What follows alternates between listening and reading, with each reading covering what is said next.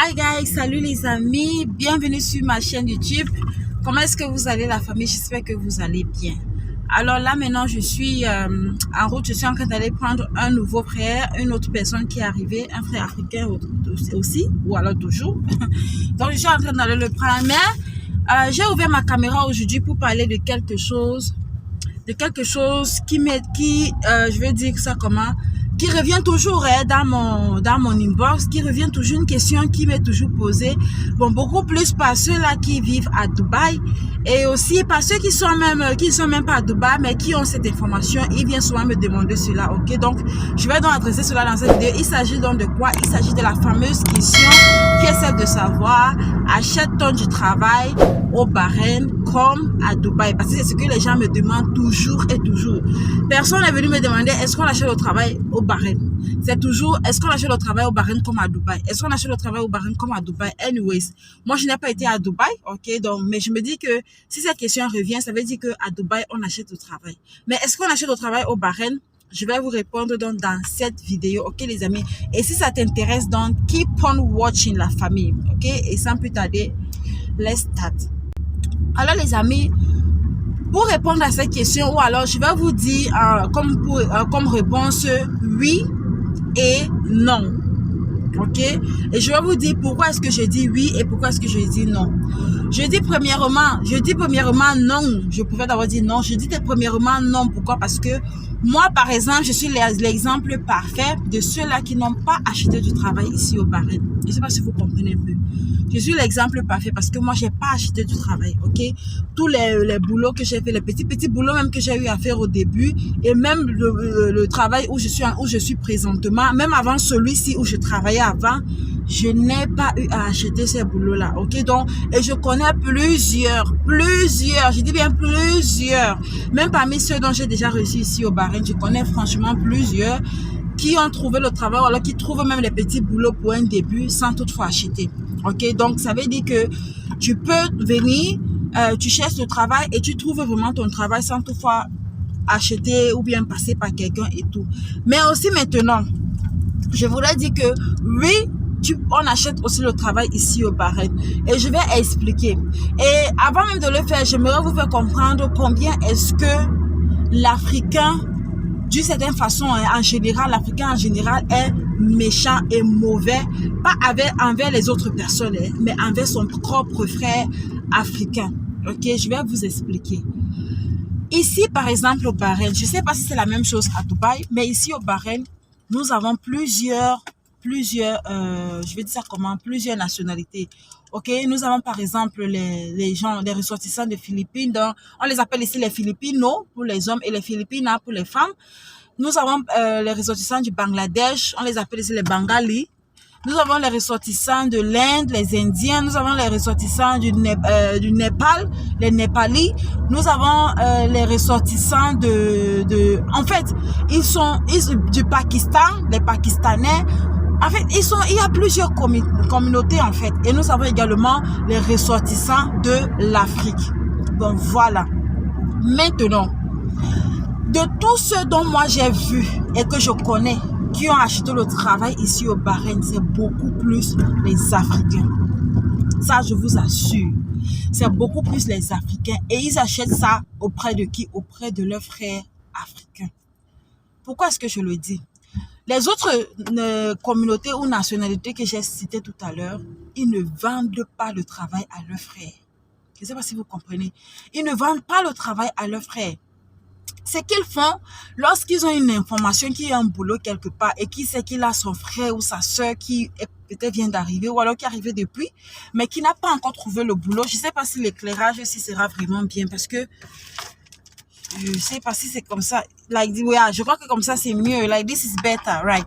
So, donc, et qui a leur frère ou leur soeur qui est en train de chercher le boulot quelque part, ils ne vont pas vendre le travail à cette personne ou à cette dernier, ok? Ils vont tout simplement dire à leur frère ou à leur soeur là que, écoute, j'ai appris que telle entreprise est en train de recruter, écoute, j'ai appris que tel endroit est en train de faire comme ça. En fait, j'ai appris que tu peux aller déposer ton CV ici, tu peux aller faire comme ça, comme ça, comme ça. Et c'est comme ça que Ils s'entraident entre eux, sans toutefois demander à leurs frères de leur donner l'argent, de dire donne-moi ceci, donne-moi comme ça avant que je ne... Mais pourtant, notre communauté africaine, les amis, hey! Je le dis parce que moi, je n'ai pas acheté le travail, c'est vrai. Mais à un niveau, quand je n'avais pas le boulot et que je cherchais le boulot, quand je venais d'arriver ici au Bahreïn, je croisais également des frères africains, mes frères africains, que ce soit camerounais, que ce soit ougandais, que ce soit nigérien, peu importe la nationalité, que ce soit, comment on appelle ceci là, kenyan, les gens du Kenya, peu importe la nationalité. Je dis bien les frères camerounais, je vais dire camerounais, même aussi africains, ok, que je rencontrais et que je leur disais que bon, voilà, gars, je cherche le boulot, est-ce que tu as une information? Quelqu'un va avoir une information, quelqu'un va avoir un numéro. Il sait que non. Si tu appelles ce numéro, c'est certainement tu pourras avoir le boulot. Ou alors, il va avoir une information comme quoi, à une certaine adresse, ou alors il y a une certaine entreprise quelque part qui est en train de faire, il y a ce qu'on appelle souvent les interviews ouverts à tout le monde. Donc, c'est tout le monde qui peut partir. Parce qu'ils cherchent, cette entreprise, par exemple, cherche plusieurs postes. Donc, ils ouvrent l'interview à tout le monde. Ils n'ont pas un poste particulier. Vous voyez un peu. Tu peux partir. Quelqu'un va avoir une information pareille. Il ne va pas te donner gratuitement. Je ne sais pas si vous comprenez. Il ne va pas te donner gratuitement. Il seulement te dit que regarde, prends ton taxi. Il ne te paye pas le transport. Il ne fait rien. Juste te dit que si tu as l'argent de transport, mon frère, ma soeur, prends le transport, va à tel endroit parce que j'ai appris que là-bas on est en train de recruter. Comme tu as dit, je ne travaille pas, on ne sait jamais pour te prendre. Pour te donner seulement cette information-là, le gars va te demander l'argent. Pour te donner le numéro de quelqu'un pour que tu appelles, le gars va te demander l'argent. Mais en parlant, puis alors, s'il sait vraiment que vraiment ici dans cette entreprise, si on recrute, pour qu'il t'amène là-bas ou alors pour qu'il te dise que viens pas, je te montre où on recrute, tu vas payer. C'est pour ça qu'on dit qu'on achète le travail en fait. Et pour la plupart, même tu finis parfois de leur donner l'argent comme ça, au final, tu n'as même pas le travail là. Oui, au final, tu n'as même pas le boulot, peut-être parce que tu arrives, on t'a peut-être interviewé, c'est ça, dans interviewé, oui. On t'a fait l'interview, tu n'as pas peut-être été assez compétent pour te défendre, ou bien tu n'as pas peut-être assez de qualité, je sais pas, tu n'as pas peut-être su te vendre pendant ton interview, et voilà, on ne te prend pas. Mais entre-temps, tu as déjà quand même déboursé un 50 dinars.